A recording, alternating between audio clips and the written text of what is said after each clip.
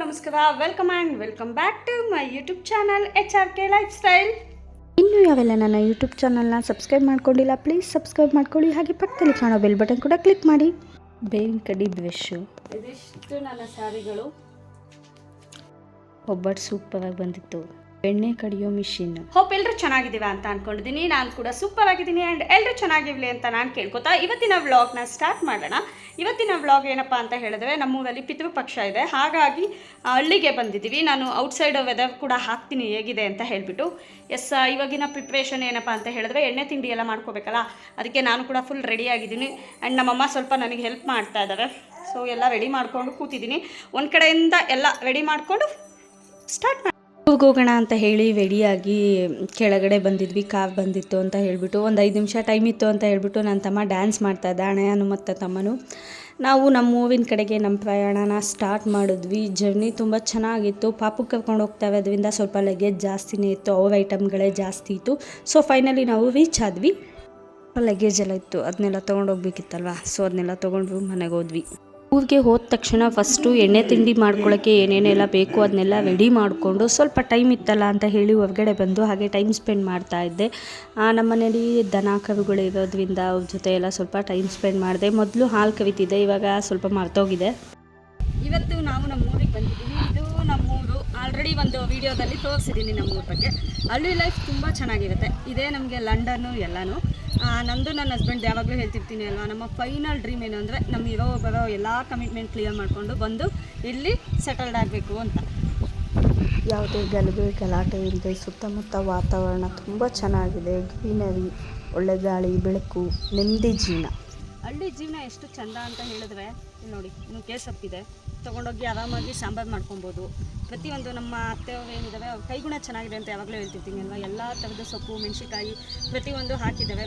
ಹಳ್ಳಿ ಜೀವನ ತುಂಬ ಚೆನ್ನಾಗಿರುತ್ತೆ. ಏನೂ ಇಲ್ಲ ಅಂತ ಅಂದ್ರೂ ತೊಂದರೆ ಇಲ್ಲ, ಇರೋದ್ರಲ್ಲಿ ಅಡ್ಜಸ್ಟ್ ಮಾಡ್ಕೋಬೋದು. ಸೊಪ್ಪಲ್ಲಿ ಸಾಂಬಾರು ಮಾಡಿದ್ರು ಆಗುತ್ತೆ. ಆಲ್ಮೋಸ್ಟ್ ನಮ್ಮ ಮನೇಲಿ ವಾರಕ್ಕೆ 3 ದಿನ ಸೊಪ್ಪಿನ ಸಾಂಬಾರು ಪಕ್ಕ ಮಾಡ್ತಾರೆ ನಮ್ಮತ್ತೆ. ಒಂದು 12:30 ಅನ್ನಂಗೆ ನಮ್ಮ ಊರಿಗೆ ರೀಚ್ ಆದ್ವಿ. ಅಪ್ಪಾಜಿ ಕಸ ಎಲ್ಲ ಬಾಚಾಕ್ತಾಯಿದ್ವು. ಬೆಳಗ್ಗೆ ಮಾರ್ನಿಂಗ್ ಡೈಲಿ ರುಟೀನ್ ಅದು. ಈ ಕಡೆ ಅಮ್ಮ ಬೆಣ್ಣೆ ತೆಗಿತಾಯಿದ್ವು. ಮೊದಲೆಲ್ಲ ಮಂತು ಅಂತ ಬರ್ತಾಯಿತ್ತು, ಅದರಲ್ಲಿ ಕಡಿತಾಯಿದ್ವು. ಈಗೆಲ್ಲ ಮಿಷಿನ್ ಬಂದಿರೋದ್ರಿಂದ ಮಿಷಿನಲ್ಲಿ ತುಂಬ ದಿನದಿಂದ ತೊಗೊಬರ್ಬೇಕು ಅಂದ್ಕೊಂಡು ಫೈನಲಿ ಮಿಷಿನ್ನ ತೊಗೊಬಂದಿದ್ವು. ಸೊ ತುಂಬ ಚೆನ್ನಾಗಿ ಬೆಣ್ಣೆ ಕಡಿತಿದ್ವು. ಮೊದಲು ಮನೆಯಲ್ಲಿ ಎಮ್ಮೆ ಸಾಕಿದ್ವಂತೆ, ಆವಾಗ ತುಂಬ ಚೆನ್ನಾಗಿ ಬೆಣ್ಣೆ ಎಲ್ಲ ಇದು ಮಾಡ್ತಾಯಿದ್ವು. ಅಮ್ಮ ವಾಯ್ಸ್ ಕೊಡ್ತಾ ಇದ್ದಾವೆ, ಬಟ್ ಟಿ ವಿ ಹಾಕಿದ್ರಿಂದ ಜೋರಾಗಿ ಕೇಳಿಸ್ತಾ ಇತ್ತು. ಟಿ ವಿ ವಾಯ್ಸು ಅಮ್ಮನ ವಾಯ್ಸ್ ಕೇಳಿಸ್ತಿರ್ಲಿಲ್ಲ, ಹಾಗಾಗಿ ನಾನೇ ವಾಯ್ಸ್ ಓವರ್ ಕೊಡ್ತಾಯಿದ್ದೀನಿ. ಫೈನಲಿ ಬೆಣ್ಣೆ ಕಡಿಯೋ ಮಿಷಿನ್ ತಂದು ಬೆಣ್ಣೆ ಮಾಡೇ ಬಿಟ್ರು ಅಮ್ಮ. ಹಾಗೆ ಅಮ್ಮನ ಹತ್ರ ಕಾಮಿಡಿ ಮಾಡ್ತಾಯಿದ್ದೆ. ನನಗಿಂತ ನೀವು ತುಂಬ ಕುಳ್ಳ ಇದ್ದೀವಿ, ನಾನು ಹೈಟ್ ಇದ್ದೀನಿ ಅಂತ ವೇಗಿಸ್ಕೊಂಡು ತಮಾಷೆ ಮಾಡ್ತಾಯಿದ್ವಿ. ಅಮ್ಮನ ಮನೆ ಇದ್ದಾಗ ನನ್ನ ಸ್ಯಾರಿ ಕಲೆಕ್ಷನ್ದು ಒಂದು ವಿಡಿಯೋ ಮಾಡಿದ್ದೆ, ಮತ್ತೆ ನಮ್ಮ ಮನೆಯಲ್ಲೂ ತುಂಬ ಸ್ಯಾರಿ ಇದೆ ಅಂತ ಹೇಳಿದೆ, ಅದನ್ನ ತೋರಿಸ್ತೀನಿ. ಇದಿಷ್ಟು ನನ್ನ ಸ್ಯಾರಿಗಳು, ಪೆಟಿಕೋಟ್ಸು ಆ್ಯಂಡ್ ಇದೆಲ್ಲ ಇಟ್ಟಿದ್ದೀನಿ, ಬ್ಲೌಸಸ್ಸು. ಇಲ್ಲಿ ನಾನು ಆಫೀಸ್ ವೇರ್ಗೆ ಯೂಸ್ ಮಾಡ್ತಾ ಇದ್ದೀನಿ ಟಾಪ್ಸ್ಗಳು, ಲೆಗ್ಗಿನ್ಸ್ಗಳು ಇಟ್ಟಿದ್ದೀನಿ. ಇಲ್ಲಿ ಪೂರ್ತಿ ಮನೆ ಹತ್ರ ಹಾಕೋ ಡ್ರೆಸ್ಸು. ಆ್ಯಂಡ್ ನನಗೆ ಈ ಸ್ಯಾರಿ ತುಂಬ ಅಂದರೆ ತುಂಬ ಸ್ಪೆಷಲ್. ಯಾಕೆ ಅಂತ ಹೇಳಿದ್ರೆ, ಇದು ಲಾಸ್ಟು ನಮ್ಮ ಅಜ್ಜಿ ಕೊಟ್ಟಿರೋ ಸ್ಯಾರಿ. ಇದು ಮೇ ಬಿ ಗೌರಿ ಹಬ್ಬಕ್ಕೆ ಹಾಸನದು ಶಾಸಕರು ಪ್ರೀತಮ್ ಗೌಡರು ಬರ್ತಾರಲ್ವ, ಅವರು ಎಲ್ರಿಗೂ ಕೊಟ್ಟಿರೋದು. ನಮ್ಮ ಅಜ್ಜಿ ನಮ್ಮ ಪ್ರೆಗ್ನೆಂಟ್ ಟೈಮಲ್ಲಿ ನನಗೆ ದುಡ್ಡು ಕೊಟ್ಟು ತಗೋಬರೋಷ್ಟು ಶಕ್ತಿ ಇಲ್ಲ ಕಣವ ಅಂತ ಹೇಳಿ ಕೊಟ್ಟಿದ್ದು. ಈ ಥರ ಸ್ಯಾರಿ ನಾನು ಆಲ್ಮೋಸ್ಟ್ ಉಡಲ್ಲ, ನೋಡೋಣ. ಬಟ್ ಇದನ್ನು ತುಂಬ ಅಂದರೆ ತುಂಬ ಸೇಫಾಗಿ ಇಟ್ಕೋತೀನಿ. ಕೂಡ ತುಂಬ ಚೆನ್ನಾಗಿದೆ. ಇದು ಬ್ಲೌಸ್ ಸ್ಟಿಚ್ ಮಾಡಿಸ್ಕೊತೀನಿ, ಏನೋ ಗೊತ್ತಿಲ್ಲ, ಬಟ್ ತುಂಬ ಅಂದರೆ ತುಂಬ ಸೇಫಾಗಿ ಇಟ್ಕೋತೀನಿ. ಇದು ಏನು ಹೇಳ್ತಾರೆ, ಬನಾರಸ್ ಸೀರೆ, ನನ್ನ ಎಂಗೇಜ್ಮೆಂಟ್ ಸ್ಯಾರಿ. ಇದು ಎಲ್ಲ ನೀಟಾಗಿ ಮಡಿಸಿಟ್ಟಿದ್ದೀನಿ. ಇದು ಬನಾರಸ್ ಸ್ಯಾರಿನೇ, ಸುಮ್ಮನೆ ಹಾಗೆ ಏನೋ ಫಂಕ್ಷನ್ಗೆ ಅಂತ ತಗೊಂಡಿದ್ದು. Green and gold combination. And next one ಬಂದು ಇದು ಕೂಡ ಬನಾರಸ್ ಸ್ಯಾರಿನೇ. ಇದು ನಮ್ಮಮ್ಮ ಹಾಕೊಂಡಿದ್ರು ನನ್ನ ಎಂಗೇಜ್ಮೆಂಟ್ನಲ್ಲಿ. ಇದು ಬ್ಲೂ ಮತ್ತು ಪಿಂಕ್ ಕಾಂಬಿನೇಷನ್ ಅಲ್ಲಿ ಬರುತ್ತೆ.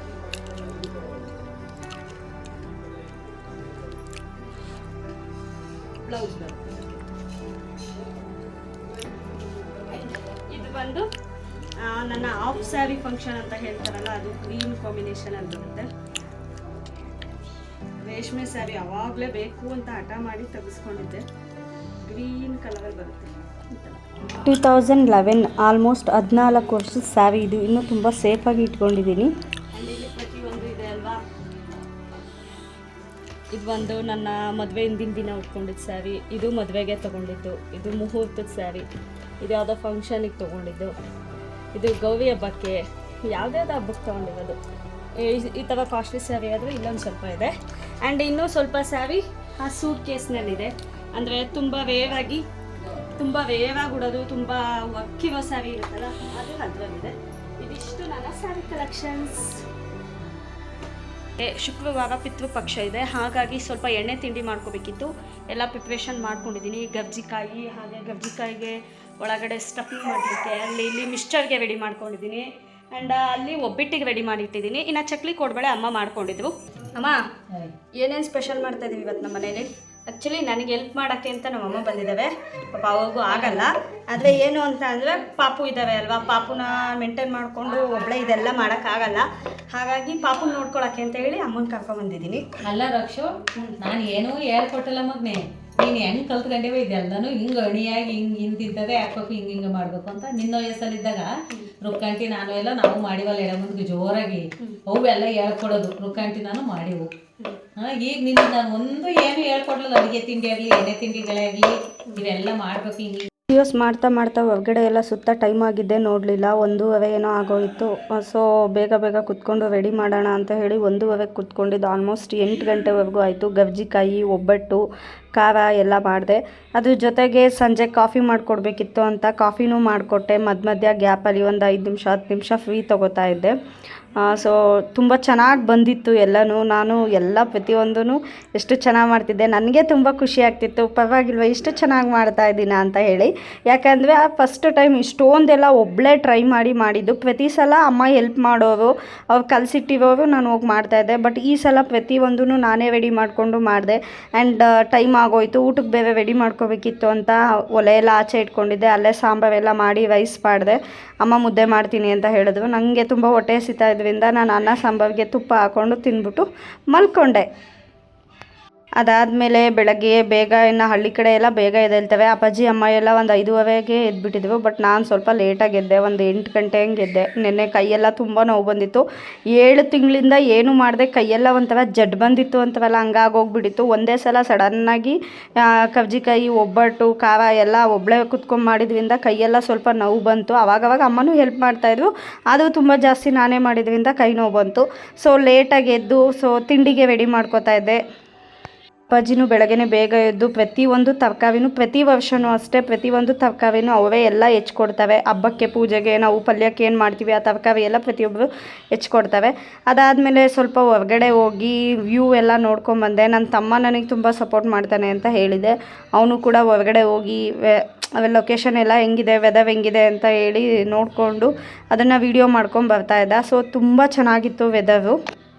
ಹಳ್ಳಿ ಅಂದರೆ ಗೊತ್ತಿರುತ್ತೆ ಅಲ್ವಾ, ಅವ್ರವ್ರದ್ದೇ ಆದ ಕೆಲಸ ಇರುತ್ತೆ. ಅಪ್ಪಾಜಿ, ಅಮ್ಮ, ಭಾವ ಎಲ್ಲ ಕೆಲಸ ಮಾಡ್ಲಿಕ್ಕೆ ಸ್ಟಾರ್ಟ್ ಮಾಡಿದ್ರು. ನನ್ನ ತಮ್ಮ ತಿಂಡಿ ಆಯಿತಾ ಅಂತ ಹೇಳಿ ನಮ್ಮ ಭಾವನೆಲ್ಲ ಕೇಳಿ ಕಾಮಿಡಿ ಮಾಡ್ತಾಯಿದ್ದ. ಹಾಗೆ ಅವನು ಒಂದು ರೌಂಡು ವಾಕಿಗೆ ಹೋಗಿ ಬಂದು ಜಮೀನೆಲ್ಲ ನೋಡಿಕೊಂಡು ಬೆಳಗಾಯಿತು, ನಿದ್ದೆ ಸೂಪರಾಗಿ ಬಂತು, ಎದ್ವಿ ಅಂತ ಹೇಳಿ ಹಾಗೆ ದನ ಕರು ಅಥವಾ ಎಲ್ಲ ಹೋಗಿ, ಅವನಿಗೆ ಆ್ಯಕ್ಚುಲಿ ಪ್ರಾಣಿಗಳು ಅಂದರೆ ತುಂಬ ಇಷ್ಟ. ನನ್ನ ತಮ್ಮಂಗೆ ಆ ದನ ಕರು ಅಥವಾ ಎಲ್ಲ ಹೋಗಿ ಮಾತಾಡಿಸ್ಕೊಂಡವ್ರನ್ನ ಹಂಗೆ ಬರ್ತಾ. ಇನ್ನು ಹಳ್ಳಿ ಅಂದರೆ ಗೊತ್ತಲ್ವಾ, ಸೋಪು ಬ್ರಷು ಇದು ಎಲ್ಲದಕ್ಕಿಂತನೂ ಮೊದಲೆಲ್ಲ ಬೇವಿನ ಸೊಪ್ಪು ಮತ್ತು ಕಡಲೆ ಹಿಟ್ಟು ಬಳಸೋರು ಮುಖ ತೊಳೆಯೋಕ್ಕೆ.